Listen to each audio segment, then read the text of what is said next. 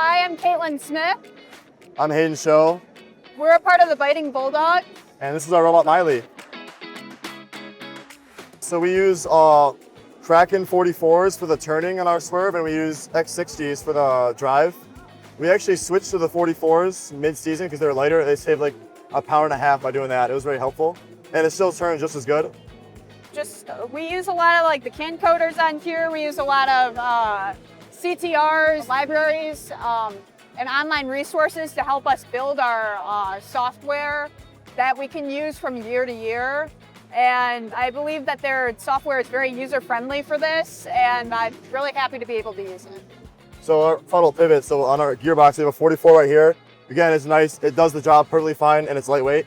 And we actually have a Minion inside of here too, with the Talon controller. So we use it right here just to drive our intake. And actually, we have another Minion back here too to drive our inside wheels. Minions are so nice because they're so small. It's inside our intake. It doesn't even take up any space pretty much. We have an encoder on the outside of here. It's on this other side. Just helps us to know the position of the where the funnel is at, and it's not dependent on like the state of the robot or what it's at when it's turned on. For example, our elevator does not have an encoder. We have to lift it up to a certain position to have it at our 0. Our funnel does not do that. It consistently keeps track of that. We also use that on our score, which we'll get into a little later.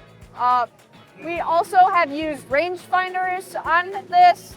There's one in the front that's meant to detect the coral, so we're not over intaking and before our score is fully into the robot and in position to actually pass it from our funnel to our scorer.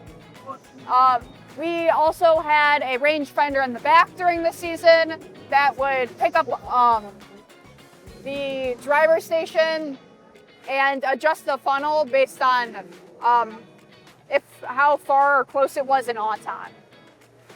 And that was very helpful because we had some inconsistencies with the field. So sometimes our on-time would be awesome and then we'd show up and be like an inch too far away. So that would just let us intake our coral from whatever distance.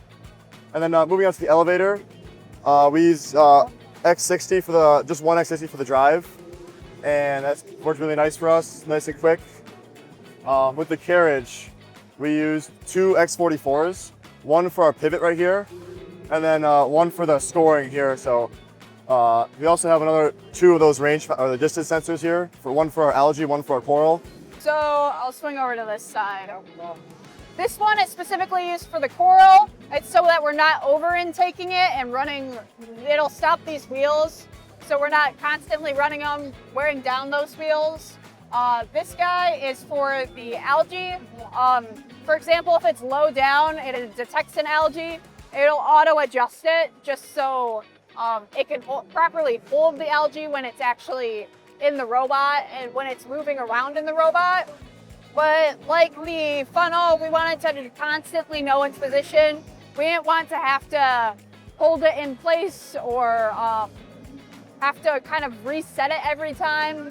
So we allowed it to do that, which has been very useful. We have a custom dashboard that we can read these values from. Just kind of putting this hardware and mixing it with our current software is very nice for us to be able to do. Noting some of our LEDs we have on here, we run that with a candle. We also have a Pigeon on our robot, which we use a lot with our swerve. Then our climber just runs off X60 with geared up for torque. This is a 2025 robot Miley. Cool.